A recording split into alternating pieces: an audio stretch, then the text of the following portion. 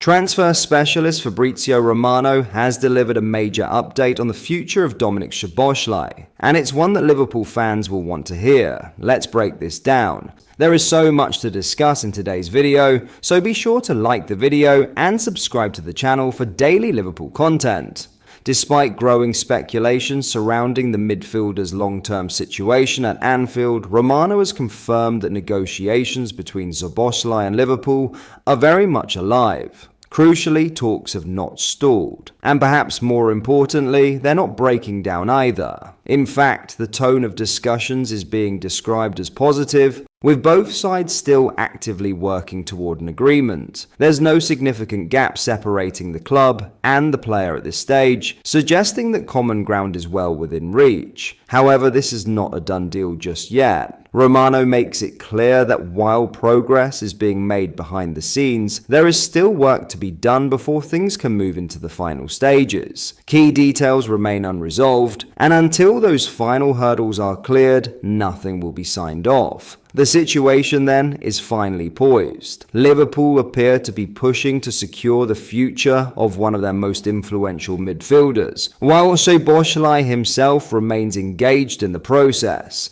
A strong indication that both parties are aligned in their intentions. For now, the message is clear. Talks are ongoing, momentum is building, and this story is far from over. In other news, Giovanni Leone continues to make strides in his recovery from an ACL injury, but the latest report is that he will not return to team training this season. The 19-year-old cruelly had his season ended on debut in September, with the young centre-back tasked with a long road to recovery just months after moving to a new country. He's been working on the outdoor pitch at the AXA training centre since March, but strictly staying away from contact training as he builds the strength back in his knee. Earlier this month, a report from Italy claimed Leone had been penciled in to return to team training by the end of April, 7 months on from surgery. But the Telegraph's Dominic King now reports that while the teenager has been cleared to work outside on the grass, he will not return to team training this season. It contradicts reports from Leone's native Italy, but supports the idea that Leone can focus entirely on reporting fit for the first day of pre-season in July. A typical ACL recovery for a professional footballer to return to competitive action is 9 to 12 months, with this time frame reducing the risk of re-injury.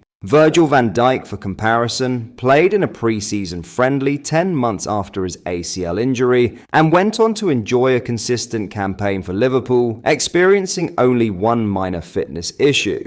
Leone has remained within the first-team bubble on his road to recovery, aiding in his transition after leaving Italy for the first time in his young life. He will hope to enjoy a strong pre-season alongside new centre-back signing Jeremy Jacquet, who is also currently sidelined with a season-ending shoulder injury. The young duo are seen as the future of Liverpool's central defence, a position which received a timely boost after the Merseyside derby, with Ibrahima Konate revealing he is close to agreeing a new contract. The Frenchman's future has been in the spotlight throughout the season, but retaining his services ensures the club do not have to search for a direct replacement, but instead consider market opportunities. In other news, there was a moment inside the derby that stopped everything. The noise dropped, players waved frantically for help, and concern replaced celebration in an instant. Mamardashvili's night had turned from routine to worrying in the blink of an eye. But now there is clarity and, most importantly, reassurance. The Liverpool goalkeeper has broken his silence following that sickening collision during the win over Everton, delivering a calm and composed update that will ease the minds of supporters.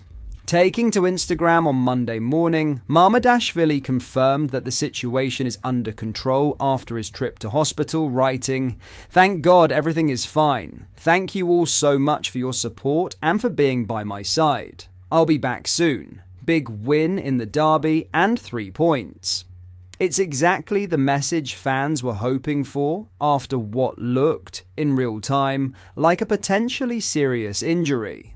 The Georgian shot stopper had been left in clear discomfort after his leg took the full force of Beto's studs in the build-up to the goal, with the impact leaving a deep gash just below his left knee. Medical staff were quick to react, wrapping the wound on the pitch before he was stretchered off and taken straight to hospital for further assessment. In the immediate aftermath, there was little certainty. Liverpool boss Arne Slot was unable to offer any concrete timeline on a potential return, admitting that the full extent of the injury would only become clear after further checks. Now, while Mamardashvili hasn't put an exact date on his comeback, his update strongly suggests that the situation, while painful and unpleasant, is not as severe as first feared. Given the nature of the injury, a significant open wound requiring treatment, it is highly likely that stitches were needed to aid the healing process. In cases like this, recovery is often less about structural damage and more about allowing the skin to properly heal without stress or strain. Medical guidance typically advises avoiding any activity that could reopen the wound, which immediately puts his short-term availability into doubt. That reality leaves Liverpool facing a familiar problem heading into the weekend. With Crystal Palace next on the schedule, the expectation is that Mamardashvili will not be risked, especially with the potential for complications if the wound is not fully healed. It opens the door for another change between the posts, something Arne Slot has already had to manage carefully in recent weeks. Attention now naturally turns to Alisson Becker, who has been working his way back from a hamstring injury. The Brazilian has been targeting a return towards the end of April, and with Palace representing the final fixture of the month, there is a possibility he could be involved. However, that decision will come down to fitness, sharpness, and whether he can prove in training that he's ready to step straight back into Premier League action. If that window comes too soon, then an opportunity presents itself for Freddie Woodman. The 29-year-old has largely operated behind the scenes as Liverpool's third-choice option, contributing in training and staying ready when called upon. His only notable outing this season came in the Carabao Cup defeat to Crystal Palace back in October, a match that coincidentally mirrors the upcoming fixture. This time, however, the stakes are different. A Premier League start at Anfield in a title race environment would represent a far greater test. Yet it's also the kind of moment that squad players prepare for all season, an unexpected opening born out of circumstance that demands composure and readiness. But that is all for today's video. Thank you for watching. I hope you enjoyed. If you did, please drop a like on the video and subscribe to the channel for daily Liverpool content. We post all the latest Liverpool news every day, so join our fast-growing community so you never miss out. Thank you. I'll see you in the next video.